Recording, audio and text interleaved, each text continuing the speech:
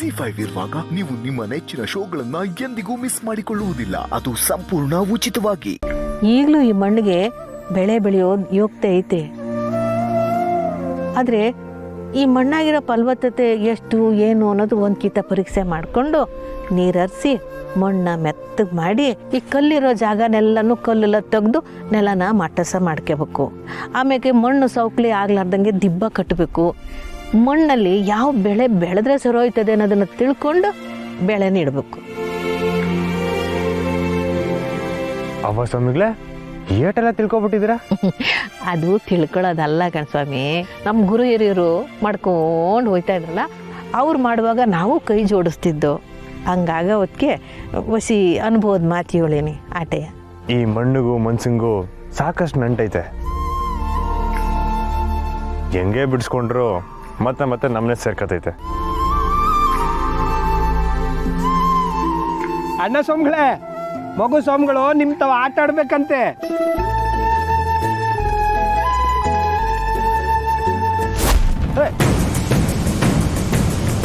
ಸ್ವಾಮಿ ಮೆತ್ತಿಗೆ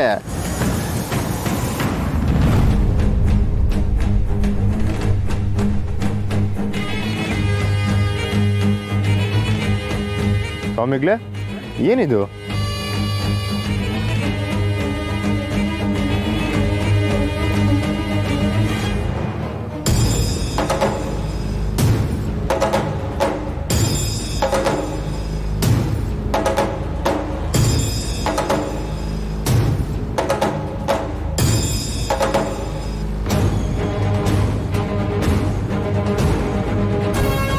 ಇದು school board.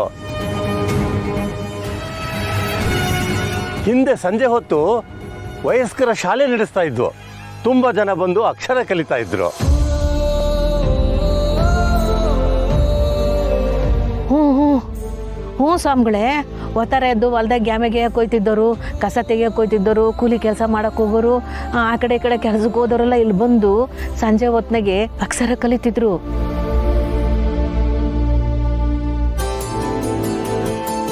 ಮೇಷ್ಟ್ರೇ,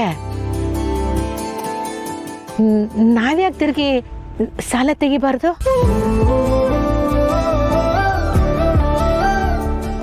ಹೌದೌದು, ನಮ್ಮಂಥವ್ರಿಗೆ ಅಕ್ಷರ ಕಲಿಯೋಕ್ಕೆ ಸಹಾಯ ಆಯ್ತದೆ.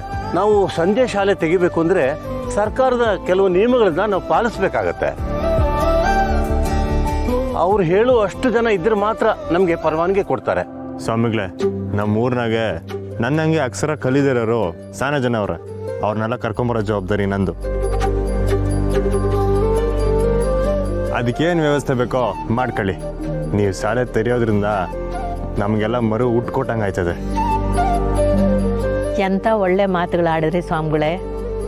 ನಮ್ಮ ಜೀವನದ ಅನುಭವನೇ ಗುರು ಅಂತಾರೆ. ಈ ಕಲಿಕೆ ಅನ್ನೋದೈತಲ್ಲ, ಹೊಸ ಉಟ್ಕೊಡೋ ಅಸ್ತ್ರ ಇದ್ದಂಗೆ. ಸರಿ, ಹಾಗಿದ್ರೆ ಸರ್ಕಾರಕ್ಕೆ ಇವತ್ತೇ ನಾನು ಅರ್ಜಿ ಹಾಕ್ತೀನಿ.